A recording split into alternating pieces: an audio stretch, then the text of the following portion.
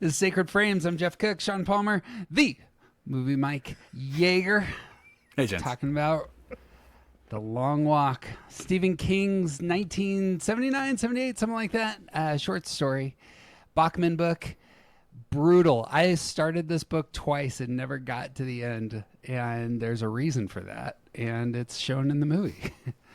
I wanted to ask you guys what stood out to you most in this film. And for me, it was the violence. And I know that we're going to talk quite a bit about that. So what stood out to you most in this movie? Yeah, so for me, because I read the book and I read the book in anticipation of the movie, because I remember seeing the trailer for the movie back in the summer and thinking like, oh, I'm definitely going to see that. And one, because I grew up a Stephen King fan. Stephen King and John Grisham is actually what kept me reading in high school. So I definitely wanted to do it, but I had missed The Long Walk for some reason. Like, it's his first book that he ever wrote, but it wasn't the first book published. And during reading, like, we'll need to talk about this, both reading the book and watching the movie, I kept thinking, who would do this? Like, who would sign up for this? Right. And, you know, there's a lot of significant differences between the two. So for those who haven't seen it, you're in a dystopian future. In the movie, there are 50 One young per men, state. Yeah, who are selected to go on the long walk. You start walking. There is no finish line. And you have to keep up a pace of 3 miles per hour. In the book, it's 4 miles per hour. Which is insane. Yeah. And if you can get 3 warnings. After your third warning, you get what in the book and the movie is called your ticket, which is, as I explained to my wife, she's like, they get killed? And I was like, oh yeah, they get shot.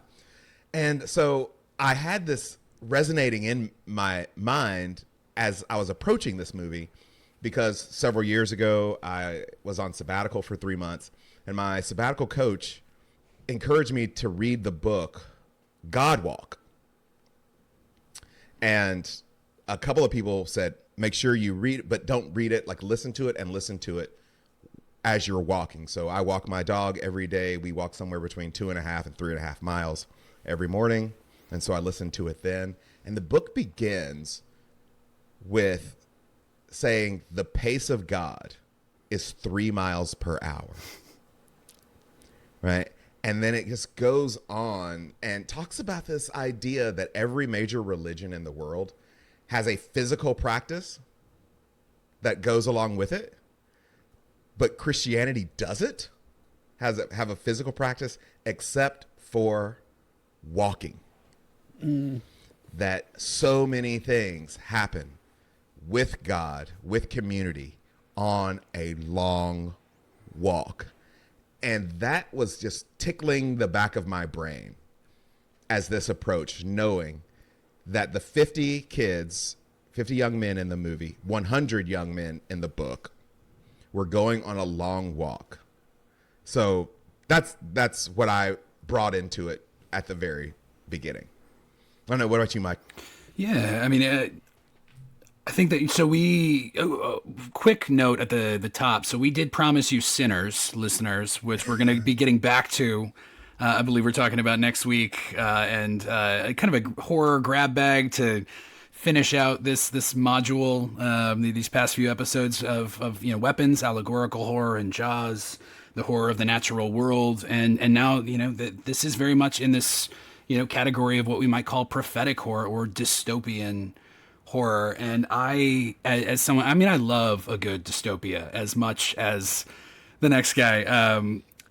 Less so, it seems, when our present reality seems to more closely mirror the events of some of these cinematic and otherwise texts. So I am really I'm coming at this, I think, having somewhat less a positive experience as you all, and we'll get into it. But I am taken by the nature of this world and the rules of this world and the events left largely mysterious as to what led to this long walk being initiated as this, not only a rite of passage, But I was read this, framed it really well. This is a reviewer in the Daily Beast, right? That it casts itself as a frightening saga about tyranny's capacity to acclimate its subjects to slaughter and slavery, and to coerce them into performing and celebrating self-destruction under the guise of unity, strength, and progress. So they've been bought into this idea that if only these 50 boys can rally the nation to this greater vision of a return to hard work and this ethic, so we can regain this lost economic supremacy. But it means the systematic dehumanization and destruction of our youth. And like that leaves me with just a pit in my stomach that I kind of can't quite figure my way through. But I'm hopeful that this dialogue will help me toward that end. Love that as a thought. The post-apocalyptic side of this is one. But what I heard somebody say about, I think it was Handmaid's Tale like 20 years ago, where Canadians would say to the author, "This is a really great yarn," and Americans would say to the author, "So when is this taking place?" It was well, just depending on where you land on the timeline. Post-apocalyptic literature can hit you in a lot of different ways. Which is a great question about why we write it. Yeah, right. Because I have heard some very uninformed reviewers talk about this in conversation with the Hunger Games, and it should be in conversation with the Hunger Games, but they don't realize that this was literally 20 plus years before the Hunger Games when this was written. And I think on an earlier episode, I talked about this idea of what Suzanne Collins is doing in the Hunger Games is what would happen to a society that became so depraved that we would see the murder, the killing of our children as entertainment, right? Mm-hmm. And King is asking that question in the late 70s. Right, which is, for those of you who have read it, the work of, the book Amusing Ourselves to Death is 20 plus years old now and is more prescient than it's ever been. Like, there are some folks who look into the soul of a society and says, like, this is what you're actually headed for. This is who you're actually becoming. And maybe if we can come at it from a particular perspective, you'll be able to stomach it in a way that you might be able to change it. So I'm asking that question throughout the book and the movie. Like, this sounds like a ridiculous thing to sign up for, because I am 1 in 100 or 1 in 50. My odds of winning this thing are minute. And it's not that when you don't win, you lose. It's that when you don't win, you die. Mm-hmm, mm-hmm. And what place does someone have to? It's a suicide journey. But this world is framed as one of that it's been racked by war and this some economic hardship and this authoritarianism. Obviously, that's very much akin to the Hunger Games, and so for these. These young men, as with the candidates from the various, I can't remember what they call the areas in Collins. Yeah, exactly.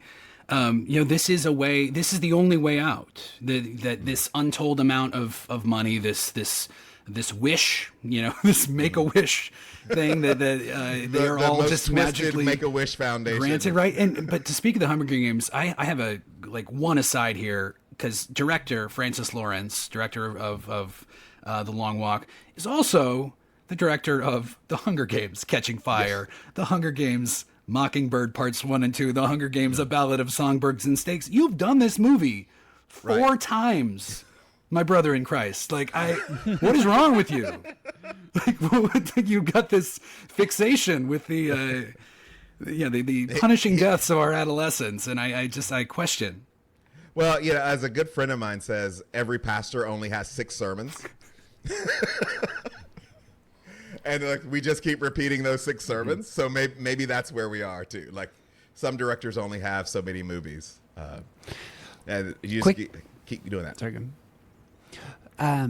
Quick, Mike, your clipping. If there's a volume on your mic, is there any way to turn your microphone down how's that, slightly? Better? Yeah. Yep. Great. That is. So you're popping. Okay. A little bit. We had brought up the sacrifice of children and weapons. That was, as you bring it up, again, it may be the case that we're not sacrificing our kids for entertainment, but if I were to bring up a lot of the prominent topics today, aside from how we wrestle with firearms and shooter drills in our world, we're also at this point in time talking about the Epstein files. We're talking about U.S. aid, which is about keeping kids alive, in my view, and the way that social media, phones affect the brain's, hearts, and mental understanding of kids versus the Dow Jones Industrial Average, I think is worth talking about. That our culture apparently is willing to sacrifice its children at points in time for power and wealth. Perhaps not for entertainment yet, but I think that's at least worth naming in terms of at least the conversation that I would want to have right now. Yeah, and I've said it so many times, and I don't know that we've shared it here on the podcast, but I think one of the fundamental ways you have to understand Western society and America in particular is that we are fundamentally an economy, not a people. Yeah. And what serves the economy is what should serve the people in our imagination.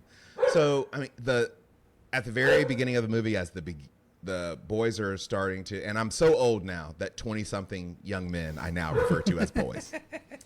As the guys are beginning the long walk, the major gives a speech. And he talks about how this inspires what? Productivity. And to returning the world to its rightful, to returning America to its rightful place as a leader of the world. And so it is accepted both by the major and the public and the participants that one of the ways that we make things better is sacrificing our young people for the sake of the economy. And again, King was saying this in the late 70s. Just like we talked about with Jaws. Like there is a theme from Jaws and Weapons and The Long Walk that young people are expendable for the sake of the economy. I have a question for you on this front, because the only parallel that I can think of is the NFL, in that I believe the stats are, it's known that NFL players on average will live 20, 25 years shorter lifespan. And obviously the amount of brain damage that some endure, physical hardship, it feels like but the average career of an NFL player is something like 3 years. Yeah. Is that equivalent? Is that worth bringing up, or am I wrong? I'm a huge NFL fan, by the way. I think it does speak to motivations because so many people, I think actually fewer and fewer every year, so many NFL players are looking at their economic state, the state that they grew up in and all that, and think to themselves, to live a few shorter years, to live less years, but to live those in an economic condition that is great for me and for my children and my grandchildren is going to be worth it. Plus, they are like everyone else in the world who thinks that's the average and it won't happen to them. So every kid who steps foot, who fills out an application for the long walk, has to believe that they're going to win. And very early in the movie, you get this sense as they are talking about their various strategies that they think that they have strategized their way into winning. So whether it's jelly sandwiches, whether it's I'm going to see how long it takes to rack up 3 warnings very early on. So when I want to take a rest, I'll have a rhythm for that. Whether it's the big guys don't last as long, I'm going to write a book about all of this. We're all talking ourselves into why we are the exception. Yeah. And that's exactly what they do. Yeah, I think there's a matter of risk reward that is relevant, whether you're talking about the Hunger Games or the Long Walk, as just this ticket out of this abject poverty of which there is no other escape.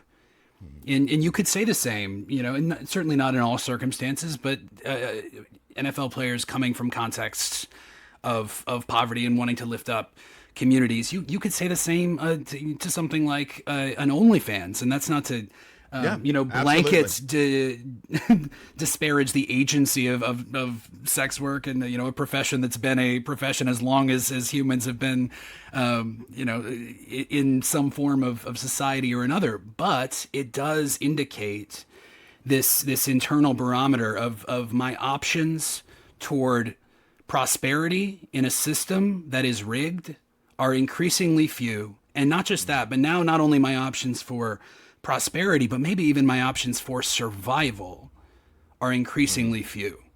And I don't want to go on living like this anyway. Right. Like, what's the point of living if it's going so to if be like if I'm going to punch my ticket, great. It's just a moment.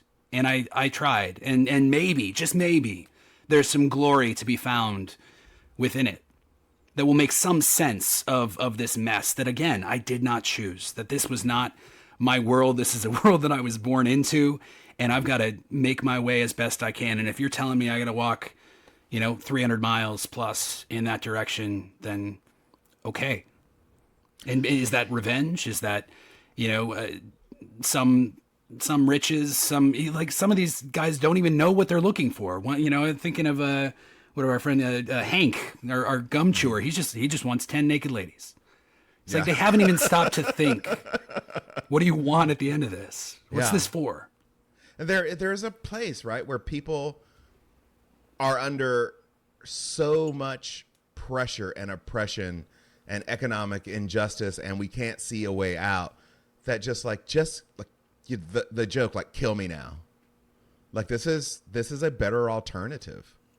And we have some characters, McVries, Garrity's, Stebbins, who, as we go through the film, have stronger motivations. The folks with the stronger motivations, not to spoil it, have a different experience of the long walk than those with weaker motivations. Like, writing a book is not a very strong motivation. A couple of us have done that, and man, it takes a lot of gearing up to write a book. You're just like, oh, and every step you're like, do I want to keep doing this? So I do think there's a lot there. Like, it's people get to a point where they say, I don't know what the alternatives are, but I can't keep doing this. Mikey brought up the illusion of choice off mic, but is that the extent of what you wanted to say there? Is that sometimes we find ourselves in a culture in which it looks like, and that's within the text of the film is that it is stated that this was a lottery system in which each of these young men from all across the country submitted to be their state's representative in this cruel exercise, or however you want to frame it. But it's even stated as they're walking through that they say to one another, like, do you know anyone who didn't put in for the lottery? It's like, no, everyone did. And so it's not even a choice. It's an illusion of choice that this is the dangling carrot that the system, that the system to which you are clearly in this world, beholden to, swear fealty, or you're dead anyway. This is the only way out. There is not a choice inherent to it. And it's just, and I see that in weapons, and I see it in this film. I see it in 28 Years Later. I'll talk a little bit more later. Like, we are just, generation by generation, we are just boxing in the possible paths for our young people in real time, and none of us seem to be particularly able to collaborate and to diagnose, let alone to enact meaningful change that would change those circumstances. And that's the nature of dystopia. It's the history that we are doomed to repeat, and it's there waiting for us. Children of Men. It was set, I believe, in the film in like 2025 or 2024. It's like, we're there. All of these dystopias we grew up watching, like, we are in those years now.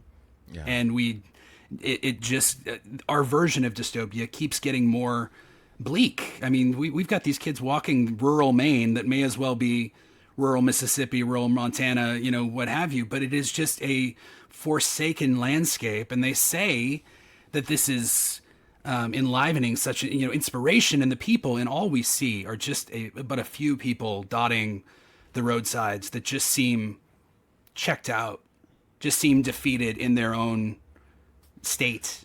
Yeah, and this is actually something the book does better than the movie. Mm-hmm. So when you're reading the book, when they come to these towns, there are throngs of people cheering them on. There are young girls holding signs. There's this scene early in the book where the main character, Garrity, played by Cooper Hoffman in this film, like the girl's got a sign with his name on it, and he rushes over and gives her a kiss and grabs her butt, right? And that's one of the reasons I think why I keep referring to them as kids, right? Because for him, this is the height of all experience, is a butt grab on the side of the road, because it has become spectacle, right? And one of the themes I think that's really brought out in this telling of the story is that there comes a time when people want spectacle over dignity. And we are willing to sacrifice people's dignity for the spectacle. And I think we already see that in things like, I don't know, The Bachelor, The Bachelorette, The Golden Bachelor. Yeah, I was going to say reality I Wanna TV, take Marry your Him. pick. It's the entire basis of the entire genre.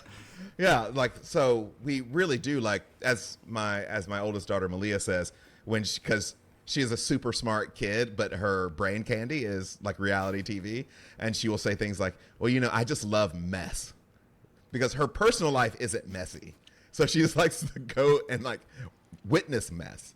But it's also like the complicity of society with the mess that is. Dave Chappelle has that joke about being asked to be on Dancing with the Stars, and he hangs up the phone and says, not yet, right? So what he's saying is Dancing with the Stars are for people who are trying to be stars or used to be stars. And we're like, that's fine because it's relatively harmless. But this idea society's like spectacle. And how far are we willing to go for our entertainment?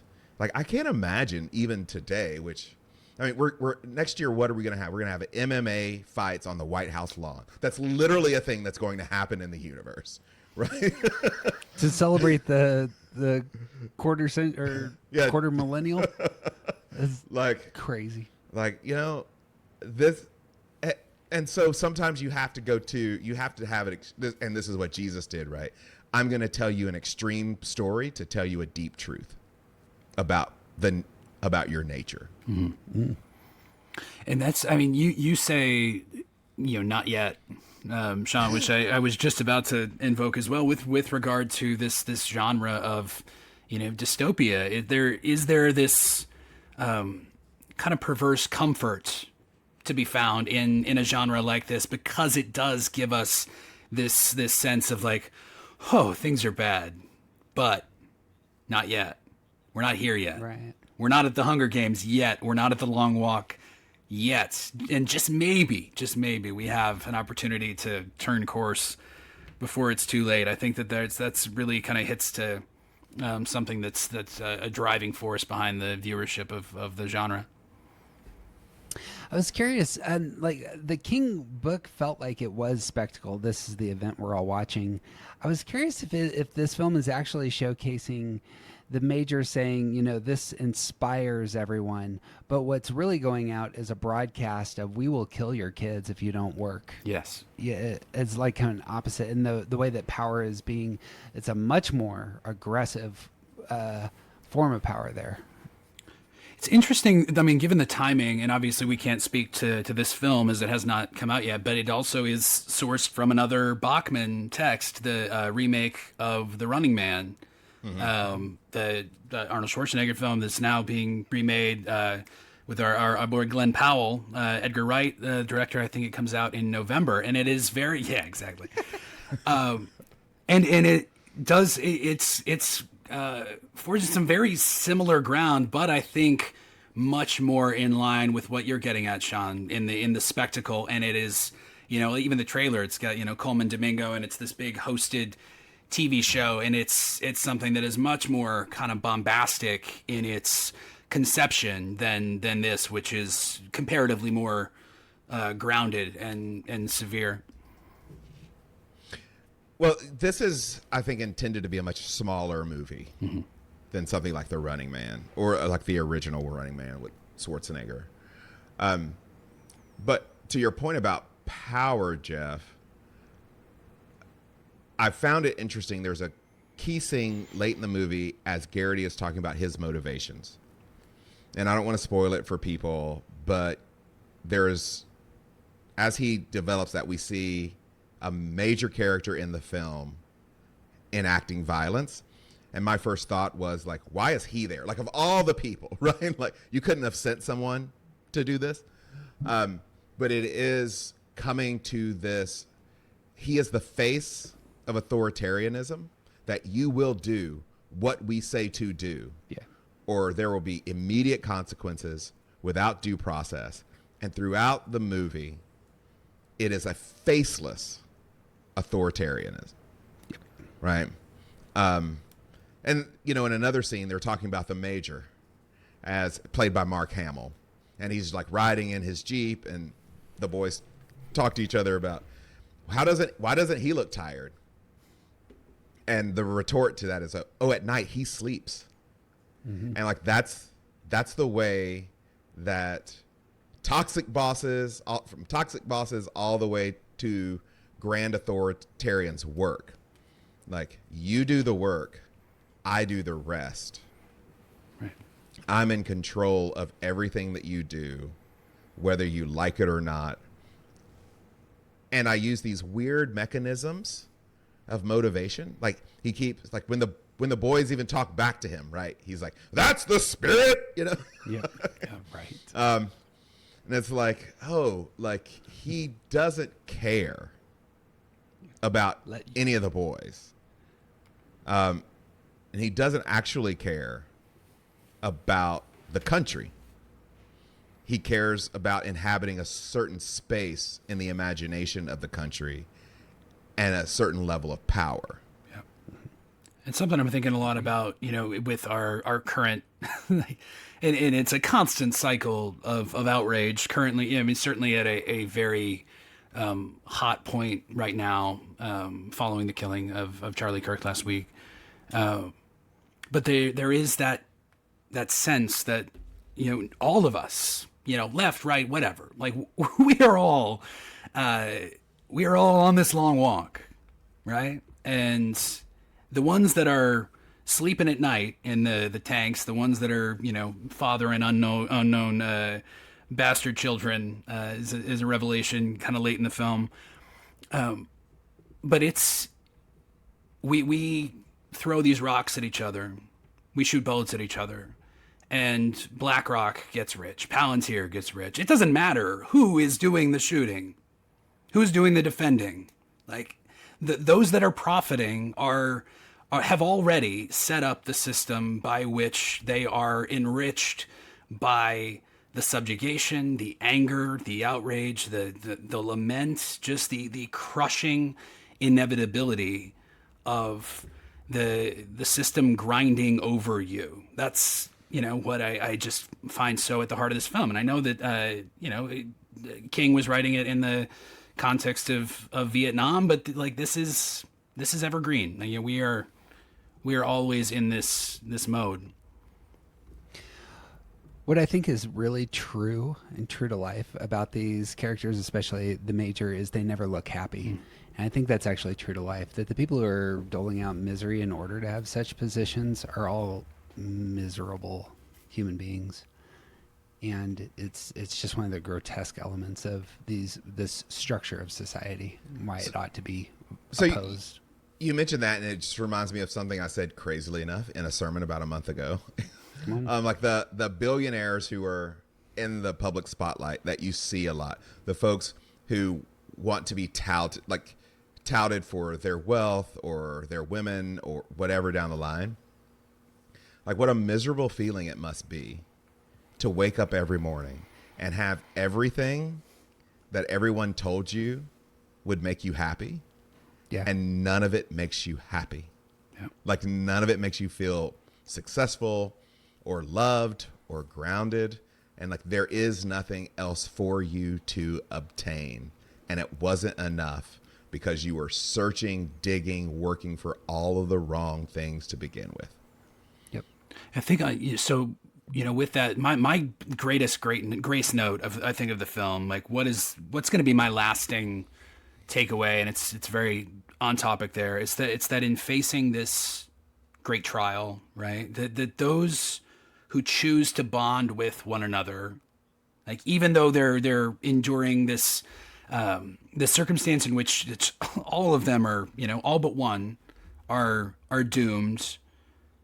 Those who connect with one another, those who choose to bond in shared humanity in the midst of this deeply dehumanizing contest, they're the ones that inevitably stand the greatest chance of lasting to the end. They're holding one another up along the way. They're stopping and taking one of these very precious warnings in order to, retreat back and grab their fallen brother, who is their, adversary, unspoken adversary in this contest. Only one can win, but they're in it together, and it's the only way that they can survive through this and to maintain their humanity in the midst of it. So I have a question about that, because Stephen King, I think, has been criticized in this storytelling, and remember, it's his first book that he ever wrote, about the characters being pretty thinly drawn. I mean, better than most people's first books, first narratives. And while I'm watching the film and reading the book, I kept coming back to this question: who of these characters am I? Like, how would I respond? It's very much the fundamental question of a movie like The Breakfast Club, right? The Breakfast Club is here are a group of people. You are one of them. If you grew up in that era, like, which one of these people are you? And I found myself actually, like, Stebbins is the most like me. Because he's kind of like, This would be the blonde, tall, Yeah. and the rabbit character. and I'm like, why bother making having relationships with these people? Because it will only end in grief for you if you do. And they are your adversaries. And I think what King is inviting is, hey, like, McVrees is the only one that has a pure motivation in The Long Walk, which is like, I've had a really crappy life, like in and out of all of these different homes. And I want to I want to win so that I can have the financial resources to help kids like me. But they both make it so long in the walk, right? That both sort of Stebbins' desire for acknowledgement, which is, again, I don't want to spoil too much of it, his desire for acknowledgement from a significant person because he is a human is what's driving him. And he is only thwarted by biology. Like, he hasn't been sick in 10 years. And like, he gets sick on The Long Walk, And I just find that really fascinating. There's obviously more character development in the book than in the movie. But as you watched it, who did you think, oh, like, that's the one that I'm most like?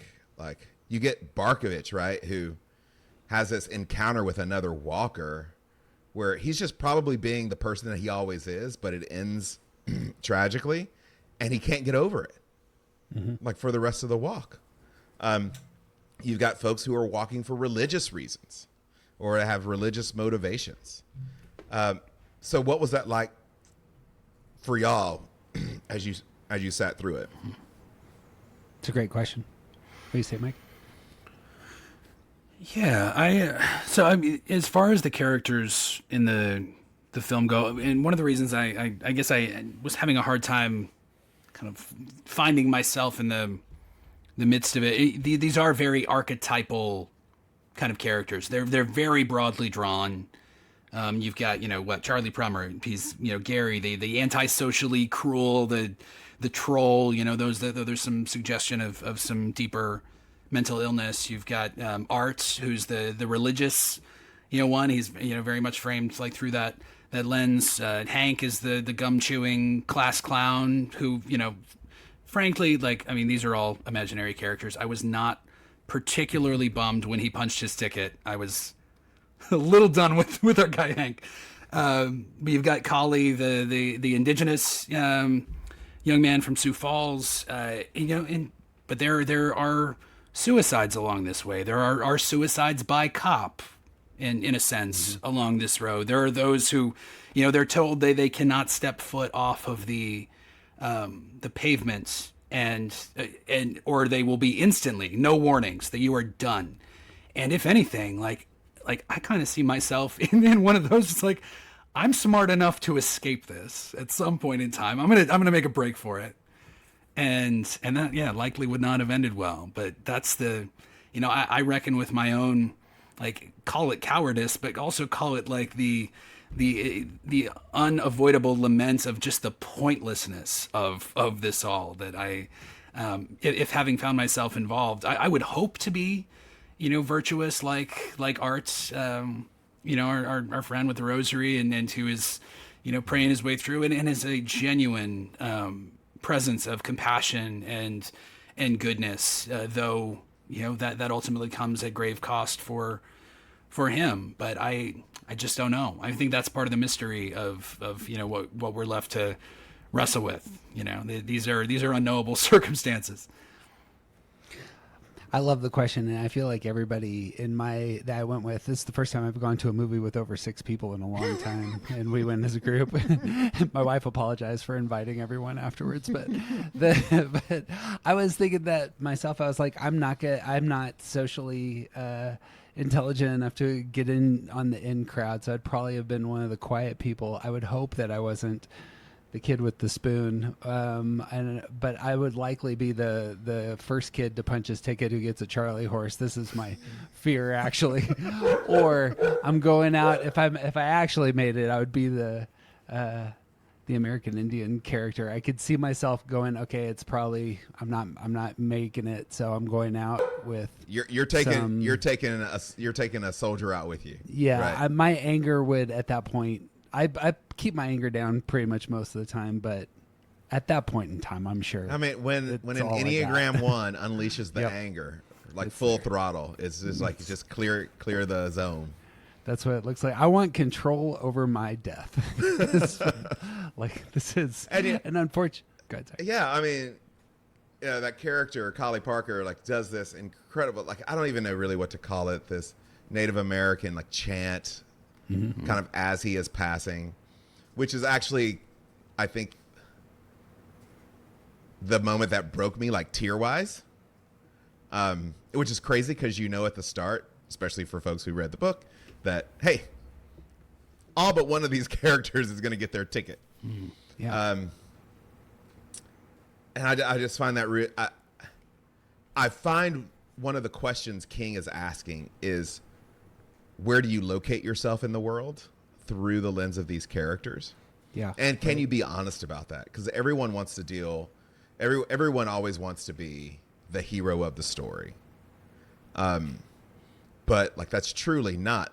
You get McVrees who comes along and he's going on this journey, intent to make friends along the journey. Mm-hmm. And there are characters who genuinely come to care about one another. On this walk, and I don't know that is actually a wise posture to win the walk. Okay, so I want to talk about this because this was the big thing for me. Is I think that the entire film is actually a reflection on death. It's dressed up as a post-apocalyptic fiction. I think, Sean, you asked early on who would sign up for this. And the answer is we all do, because none of us are punching our ticket on our own. We're continuing to walk, and we are walking through life, and we're watching people who we care about fall by the wayside. And some of us are actually in the walk because we think we're going to get 10 naked ladies, or we're going to be able to do, whatever the motives are for everyone. But the Peter character actually has the right.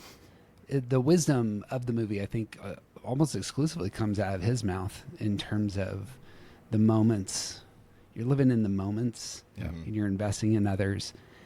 And who wins the long walk? The answer is nobody wins the long walk. Yeah. That's not what this is about. And when he talks about wanting, the thing that really hit me emotionally was he was talking about wanting another person to win the long walk. All three of us are married.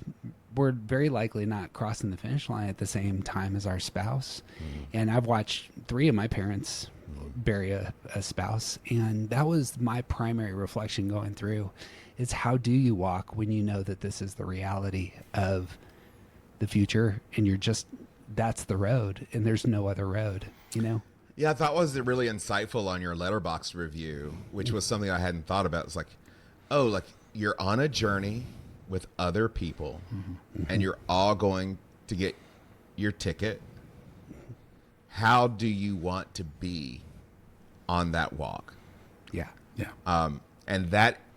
And the condensing of that into a competition gives it a particular clarity that we don't have with life, when we all assume, hey, I'm going to live 65, 70, 85 years. But when you say can you make it 200 miles, right, along this thing? And it's a microcosm of what we choose to do with those that we walk with, knowing that we're all going to get our ticket, right? Yeah. I thought that was actually really interesting. But the flip side of that is, as spiritual leaders, we are inviting people on a journey, on a pilgrimage. And this is a really perverted pilgrimage, in that a pilgrimage is toward a sacred space. Yes. And the long walk is toward a degraded, perverted, soulless space. I want to push back on that, because so I've been thinking about the ending so much, because I was the entire movie I was like, I have no idea how they're going to end this film. And the thing I would want to say, an idealist that I am, I'm spinning it positive here, but the 2 last characters seem to me to take the walk into their own hands, and it is a perverted pilgrimage, and they make it holy. Okay. And that's I agree with that. Yeah. And I think that's what's redemptive about the film. But it's not just the last 2. It's the last 4. It's absolutely. Yeah, talk about that. And so the last 4 actually the last 5. So Collie, Stebbins, Art. All decide this is inevitable. I'm going out my way. Yep. I'm going to narrate the ending of this story. And so almost like the soldiers, the public will only think the soldiers pulled the trigger, but I chose. But in some sense, all 50 in the book and all 100 in the movie are making that choice too at the beginning. Yeah. This is the world that we're in. I'm going out my way.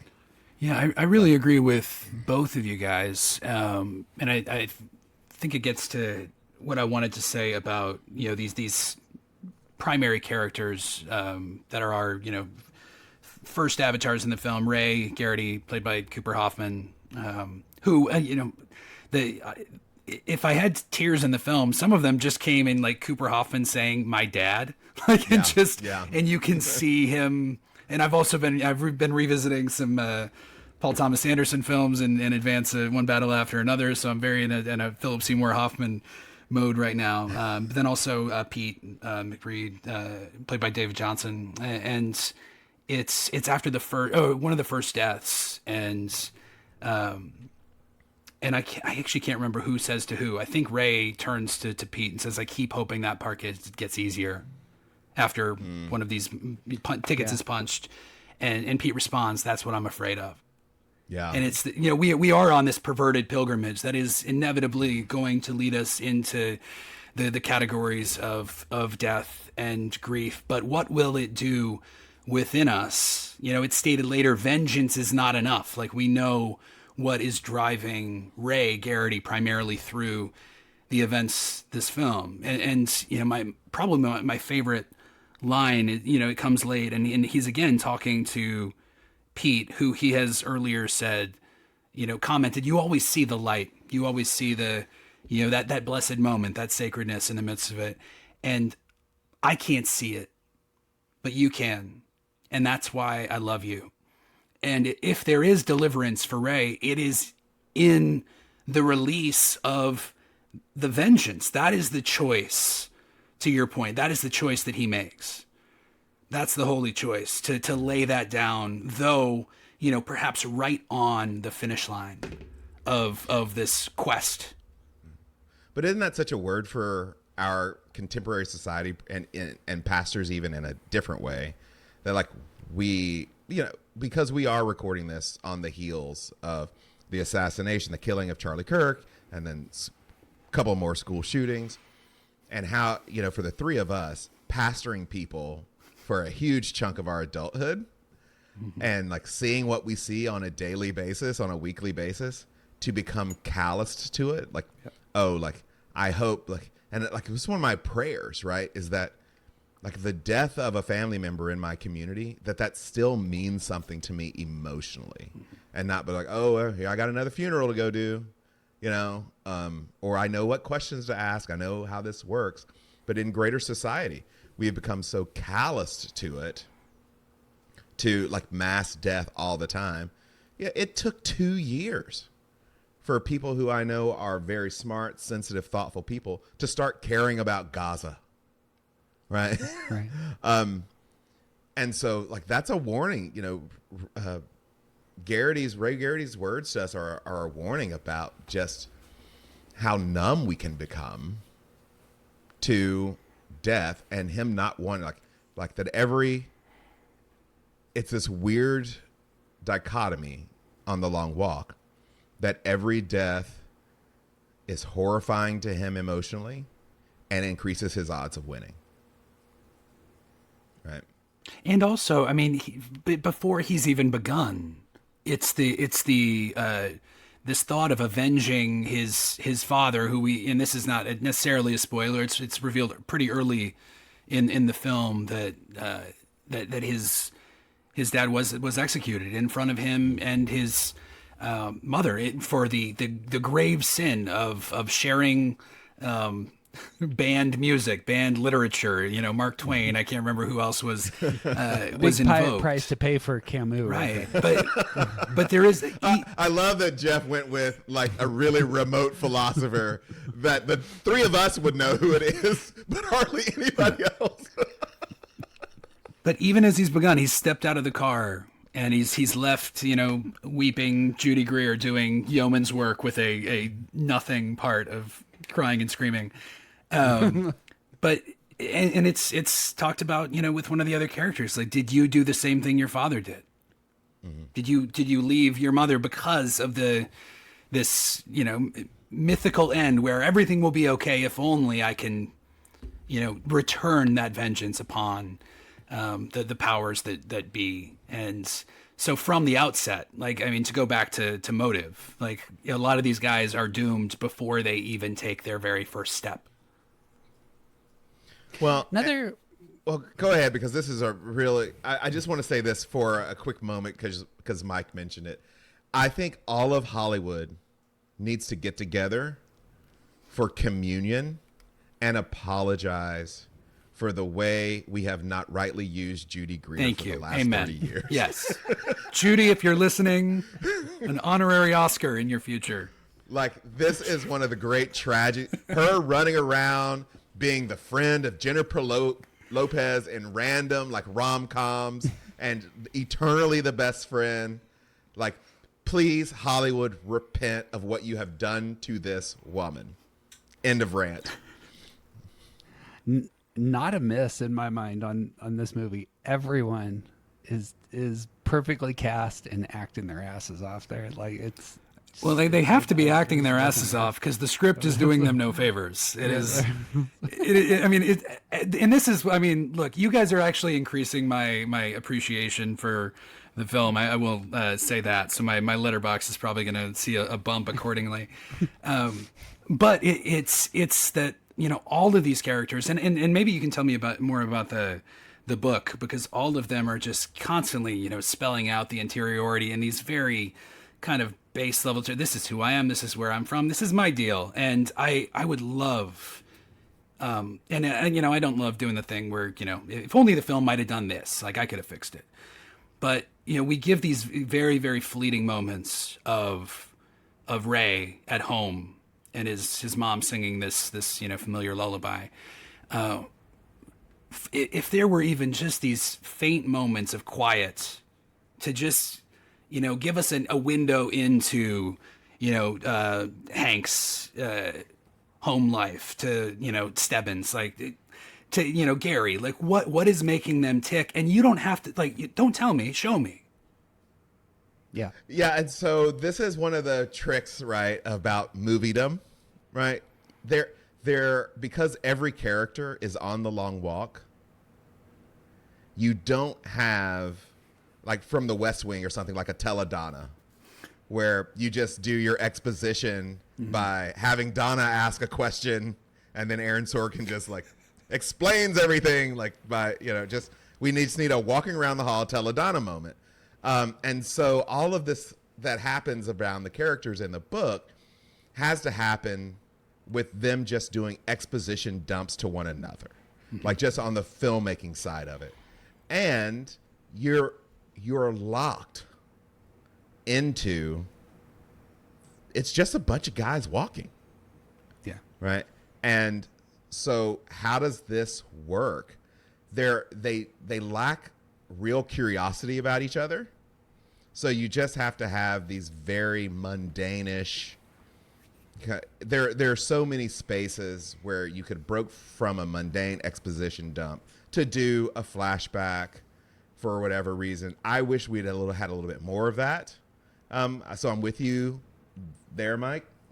But I also feel like the device of the plot, the central MacGuffin, doesn't allow for it in the same way that you would get in other storytelling. And I think they wanted just to keep the feet pounding. And also because wherever we're coming from, that is the thing that we have set behind in order to, you know, step onto this quest. To your point about this being, from its very beginnings, a perverted pilgrimage. Yeah, and I would have loved to know, like, more about almost every character. Like, would love to know more about the Major. You get very little about what's going on in the world. Like, what caused this? You're in the shadow of some sort of civil war. We don't know what that's all about. It's an economical film in that sense, and I do think it leaves story people feeling a little wanting, frankly. Like, what's going on, or why did they do that? You don't understand. So to understand why the last 5 remaining characters do what they do, they have to have their expositional moments and nobody else. Yeah. And I think it fundamentally works that way. And, like, folks are out here saying this is the best Stephen King adaptation since, like, The Shining, which is wild to me. I mean, it is being well received. Though I do think you're not wrong about the script, but you're also not dealing with the brightest people in the world either. Like, they are just having plain conversation with very top layer emotional lives. And I always remember this: you're dealing with very young people who have not had the life opportunity to explore their interiority that way. Yeah. So it's just vengeance, acknowledgement, you know, money, notoriety. 2 quick thoughts. The first is, I would have liked less. I wish they would have told the story, not shown the father story. Part of it is there's a Jaws logic. We just did Jaws. Once you're out on the boat, you need to be out on the boat. If you're going to tell a story about the past, it better look like Quint, kind of thing. Or at least that's like the top shelf, version of that. Let me tell you a story about where I've come from so you understand who I am. But there is something about, I think you were right, and I hadn't noticed it, but like the last 5-6 deaths are truly powerful because they've begun to break down so severely that they are just highly vulnerable. And you believe, at least I did, I believed it and felt like the pain there and the authenticity there. And for most of them, they know they're going to die soon. And I found that really captivating. Yeah, and I think that Pete is I think David Johnson does a tremendous job. I know that y'all have called out his work as well as along with Ray, the central figure of the film, and I think he's doing a lot that isn't there in the script. And David Johnson is a Brit. He's a very mannered actor. Like, my guy can pull a face. I tend to enjoy him more in a more naturalistic mode. He's great on, with the show Industry. There's a little rom-com, I believe, on Hulu. Rye Lane is well worth looking into for some David Johnson. Less effective in Alien Romulus, which is a nightmare. Well, that's what we don't need to talk about that. That's what he gets all his kudos from, is from Alien Romulus, saying like he's the only thing worth watching. I will disagree with you strongly here about David Johnson. He has gotten so much praise for this role that I think if this were a different kind of movie with a better script, he might get some awards attention. Because you're right, he's doing more than the script is allowing him to do. But he is a Brit, and I was raised in Mississippi and Georgia. I was baiting you with this a little bit. And his Southern accent is abominable. It's insulting. And it comes and goes throughout the movie. It's absolutely terrible. People are like raving about his performance, and I know why they're raving about his performance, but everyone who is raving about his performance is not from the American South. Like, no one sounds like that. That is absolutely terrible, and he needs to be called to the carpet on it, and I will go to my grave. If I met him in an airport tomorrow, I would say that Southern accent stinks. You hear that, Britain? Get your Southern accent together. I'm here for Judy Greer. I am not here for David Johnson. Everyone get your life together. Charisma. He struck me as just being so charismatic in this, which is just when I first saw him, I thought, man, I need to get a hold of his shoulder workout. Yeah, there you go. And he knows he's got a good shoulder workout too. I want to talk real briefly about the character journey. The movement, one secondary theme, or at least with Ray's journey from vengeance to something bigger, I think is really worth talking about on the spiritual front, especially because he's the one wearing the cross at the end. And there's a stellar, what I took as the best elements of the Romeo and Juliet story paired with the crucified Jesus story placed into this kind of dystopian world. There are things that I really wish they would have been able to do more with that. I do understand like how they got there and the rest, but that, at least for me, in terms conceptually, really is powerful of moving from I did this walk to kill the man who killed my father, to I did this walk to he literally ends up carrying the cross. Yeah. And he lets Peter live. Note the name. It seemed to me that was a primary bit of the release of Peter into life ahead. I don't know if you guys have thoughts on that. Maybe this can help me with my dissonance about some of the choices made in the ending, because Ray does set aside his vengeance, a vengeance which ends up being enacted anyway. And so we've got a on some level, this condemnation of the normalization of violence, everything that's led us into this, the long walk existing to begin with. And, we can talk about the normalization of violence in our own modern day or in the movies. I've got some thoughts there as well. But then does that do anything to then to undercut the power of that choice that that Ray makes to have that violence still not be sated? I think it does. I that was the beat that it didn't work for me was the killing of the major. Mm-hmm. Like, I wanted to see something different, but you painted yourself kind of into a corner at some levels. I suppose the way that I came to this is the whole thing's about death, and the major represents the author of death in this story. And so killing death at the end is the final. So you're saying that Peter defeated death? Is that where we're going with? There's like an apocalyptic, eschatological thing going here. See, I'm over spiritualizing this for sure. But I didn't. I'm with both of you. Like I was thinking maybe the third act. Like how do you wrap this up? How do you end this movie? Yeah. And I don't know that I found the ending satisfying. I really wanted I wanted Peter to choose the better angels than he chose, because killing the major only makes someone else the next major. Yeah. Right. And it really does ask this question: does Ray make Peter worse, or did Peter make Ray better? Because when they started, this was not on Peter's agenda. He did not want to end. He was not going to do this. And then he just kind of walks off into the distance. This walk continues. And I was like, well, that would never happen. He'd be dead.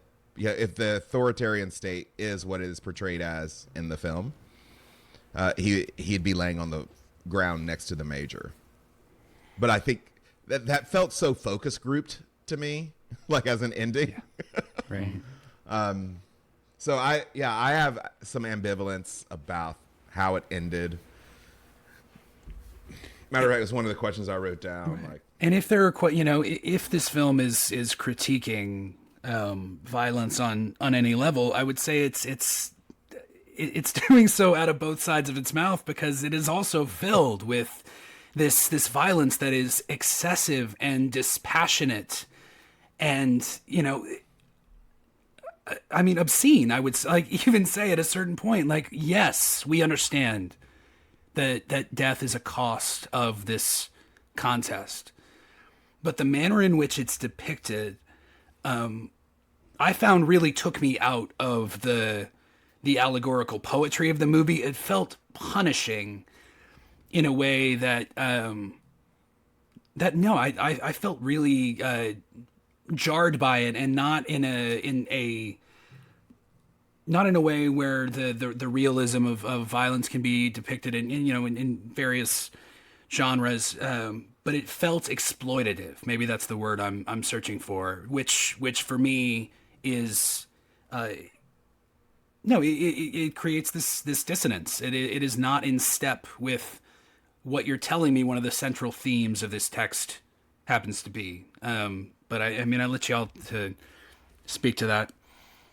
The violence in this movie reminded me of zombie movies, where you're blowing the heads off of creatures, but those things don't have souls. But all of a sudden, you place a young man in that spot, and it was very, I tried to watch every execution to just to stay in the moment and see what they were trying to do, and it made the ending much more powerful because they stopped showing them with those last few characters, which brought again kind of a tone to it. But I take your point. I think I'm not sure that what is the movie saying anything about violence? Yeah. And full disclosure, I entered into this viewing in a already kind of a stirred up state in that regard. So I'm walking into the theater, and on my row, I'm passing this family. There's 5 of them there together, including a 4 or 5-year-old girl Oh my gosh. wearing her white Crocs. And I settle into my seat, and this is in my mind not perhaps the best place for For a 4-year-old? 4 or 5-year-old to be, let alone at a 10-15 screening on a Sunday night. Like, there are many reasons why this is not ideal. But then even in the midst of the the trailers, like I saw the trailer for Ethan Hawke in The Black Phone 2. I saw the trailer for The Strangers Chapter 2, and these are trailers that are some of the more violent films that I have seen in perhaps the past year. And like I see plenty, and I am I'm no saint in this regard. I am very much desensitized, and yet with the mindfulness of this big popcorn action thriller, Stephen King, and these young guys, and like who you're trying to coax and to market, and eventually, like, even before the movie started, I already felt kind of pummeled in this way that I think because of the setting and because of my roommates, I think I was more mindful of it than I might have otherwise been. But it goes to the central question, that we're talking about when we're looking at society. It's like, are y'all well? Like, we're not well. Yeah. Well, you are, because I assume we saw it at the same theater at different times. I was in theater number 14 at our local here, Mike, on row F, by the way. And I was sandwiched between, I had empty seats on both sides of me, but to my left was the loudest chewer that God has ever created. And to my right was a guy who thought he was having an ongoing dialogue with the film. Yeah. And this was after I walked in, and there's a lady on row B, full pillows and blankets and in her pajamas. And the world of streaming has created an imagination in people that when they see a movie, they're in their living room. So I don't know if I would have preferred the 4-year-old. I would have been concerned about her. I don't think that parenting speaks well for how she's going to develop. Mm-hmm. But you could have also felt like you were having lunch at the mess hall in Fort Hood next to the guy that I was sitting with. So I got a question for you guys. Speaking of violence and seeing violence and having it affect you, have you seen the Death at Charlie Kirk on your computer? I have, and I did so accidentally. I saw stills, no video, just one still. And that is, it is very akin to the kind of violence that we see in this film. It is deeply, I used the word before, dispassionate and direct and messy and awful. I say to anyone who has the faintest dark curiosity for these kinds of things, stay as far away as possible. It does no good for anyone on either side of the rhetorical allegiances or trying to find the any kind of meaning in these just tragic circumstances. It is the real life depiction which we regularly enact, and in films, not necessarily The Long Walk, but it's inherent to even the trailer to the Strangers. One of the characters says, like, why are you doing this? And the response is, does there have to be a reason?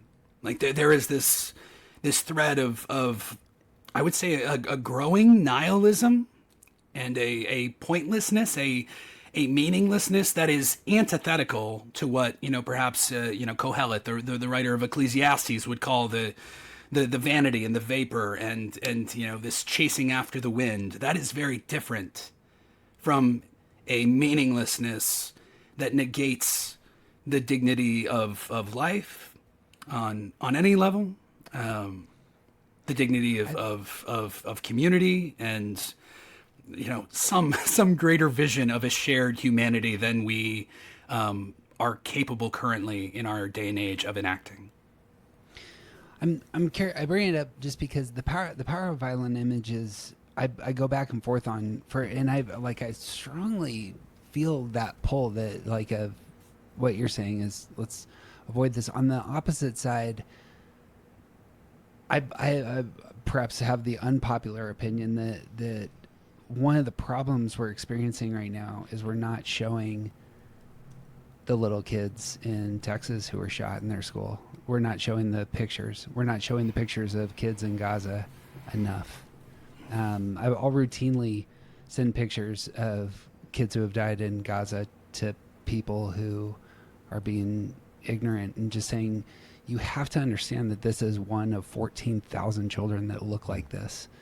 And we're like, there's the normalization of violence on one front, but as was said, like, I hope I don't get desensitized to this is something I'm wrestling with. I don't know what to think. So a kind of open question. You guys got wisdom? Yeah, there was an article, I think maybe a year or two ago, and I can't remember, maybe it was in New York Times or another place, where they were having just the debate, like, should the public see the pictures of Sandy Hook? Mm-hmm. You know, because those things are pretty shockingly censored, like, because they are so grotesque. But we have this capability as human beings to remove ourselves, and almost, like, does television and movie violence just impact us so deeply that when we see blood smeared on a schoolroom floor, oh, that reminds us of a movie we saw. And it seems like so unreal. And I think that's always a matter of discernment. The reason I haven't seen the Charlie Kirk video that you asked about is because immediately when it happened and it popped up on my social media, I thought to myself, I don't need to see that. And then over the weekend, I went to look for it, right? And I couldn't find it. And I don't even know why I went to look for it. But I do think we have to have serious conversations in our homes, in our churches, in our communities about how calloused we have become to violence. And I actually think that's what King is asking, which is crazy for a horror writer. Mm-hmm. And some of the deaths, like whether it's from a Charlie horse or what appears to be a broken ankle or in this film, for the first 2 acts of this movie, there is no shying away from it. But there is at the end, because these are the characters that we have become emotionally attached to. They're the ones that we hear their stories. And so it's in the background, but not using deep focus. So even the final death, which you're supposed to cheer for in this movie, isn't as gruesome as the deaths in the first 2 acts. Right. And so I think it's a perennial question, particularly for Christians, about how we come to care for others and why we care about others. I want the characters I want to feel the same way about the characters I don't know as the characters I do know. And this film's not putting that necessarily on the table. It's actually going the reverse direction, saying like, oh, you don't worry about these people. Really worry about those people. And it's interesting to me that Stephen King historically is a long walker. You know, he writes he writes for a couple hours in the morning and then he goes on a long walk. All right, I got one last thing before we wrap up, unless you guys got any other topics you want to hit. Yeah, so can I make my 28 years later pitch here, Jeff, or do you want to wait on the outro? Actually, why don't you do 28 and then I'll outro with something fun. Okay, so this week, I believe at the end of the week, I think the 20th, something like that, Danny Boyle's 2025 film 28 Years Later, the sequel to 28 Days, 28 Weeks in this zombie cycle, comes out on Netflix. I had some success earlier on in the summer when it was released, but I had meant to call it out in our conversation about weapons, and I think it's apropos to The Long Walk as well, because it is very much about these forsaken worlds that we are leaving behind for our children. And so the events of 28 years later take place on the British Isle, and the zombie apocalypse has been limited. It's been pushed back to it's only on the the Isle of Britain, and so we now have this young boy, this 12-year-old, and he's going out on his rite of passage on his first zombie hunt with his dad, and this is the only world that he's ever known. So we see this society and these kids who have grown up only knowing this world, and it is very much a film about mortality, like across the board. I think beautifully so. Ray Fiennes plays a key figure that comes in later on in the film, so I won't spoil that. But the steady drumbeat, the theme that is repeated throughout is memento mori, memento mori, remember death, that all must die, and that the choices that these characters make and the manner in which they choose their demise amidst these really horrific circumstances is every bit as grace filled as I think the highest moments of The Long Walk are. So if you are not necessarily zombie squeamish, it's a somewhat more acceptable form of violence, I guess. Soullessness. But yeah, check that out. It's going to be on Netflix this week. I think that we're going to, say a few words about that in addition to Sinners next week with our kind of horror grab bag to, kind of finish out and lead us into scary season just in time. Oh gosh. Love that. All right. I don't know if you guys know this, but I have in my hot little hand the official top 10 prior to The Long Walk definitive Stephen King movie list. These are the top 10 movies that Stephen King has ever made. Does top Long 10 Walk in what sense? Box office, critical, best? Just your best, the Jeff best. Your best. All right. Okay. Me and my list So here. the question is The Long Walk better than? And I will mention the movies. So this is just a yes or no, or groans or whatnot. Is The Long Walk better than Carrie? No. No. I think it is. Is The Long Walk better than The Dead Zone?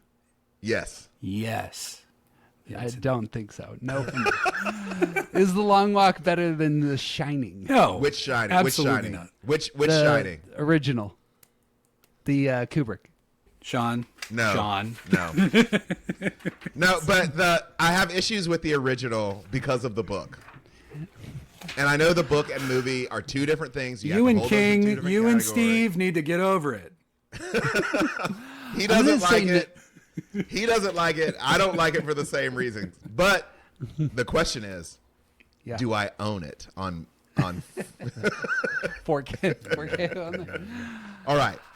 I'm going to say no, but just because of its place in culture. Is The Long Walk better than Dr. Sleep? No. Dr. Sleep is a secret masterpiece. I'll pitch Dr. Sleep one of these days. I haven't seen it. Dr. Sleep also, I say no. I had a replacement for Dr. Sleep because I thought this might be. Have you seen Cujo?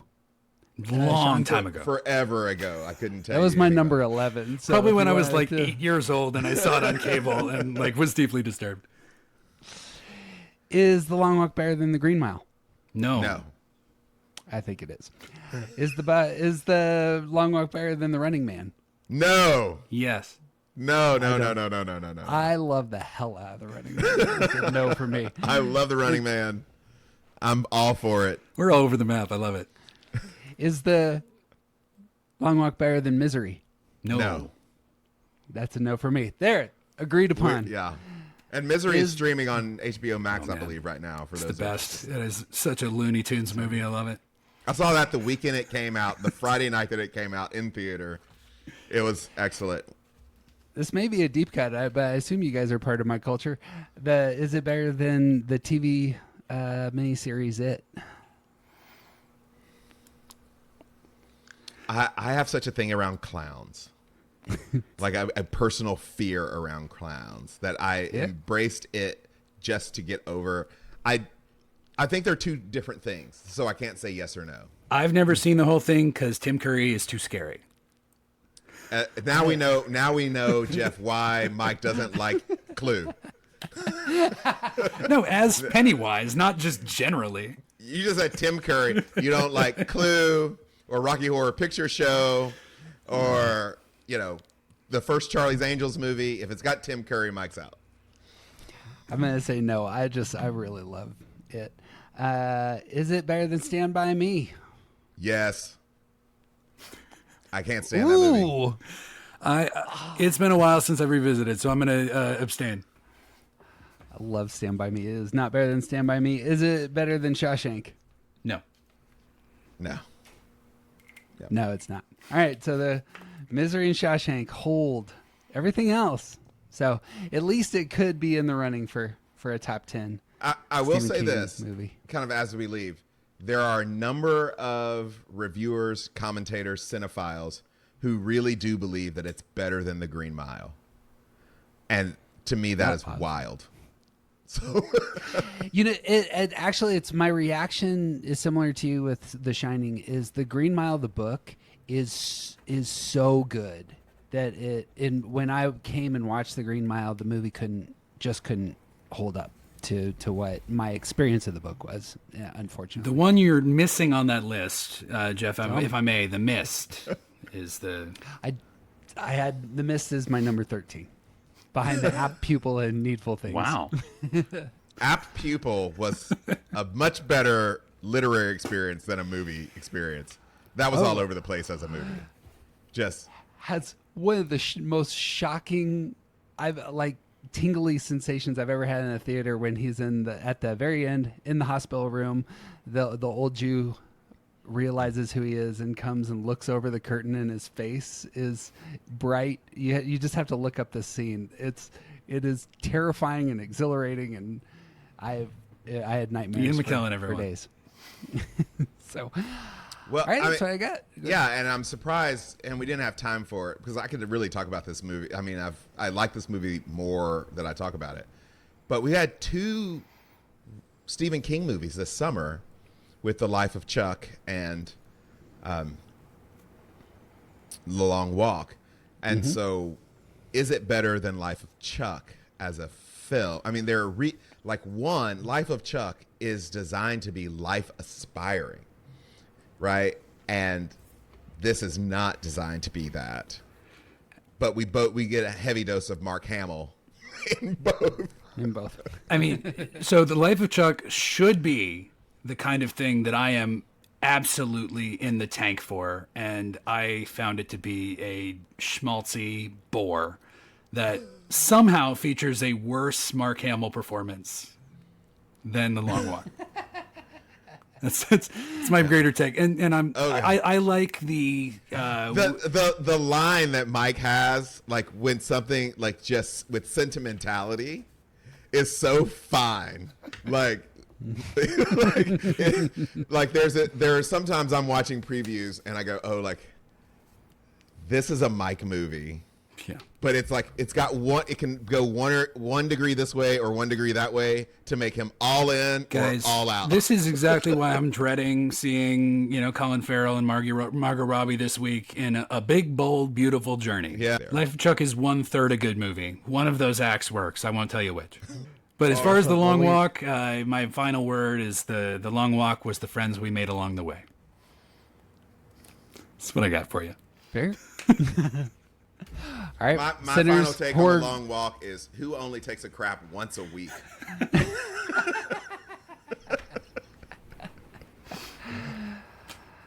I don't have a final take, but next week we're talking Sinners and Horror Grab Bag. So tune in. We'll see you then. Thanks, gents. Bye-bye.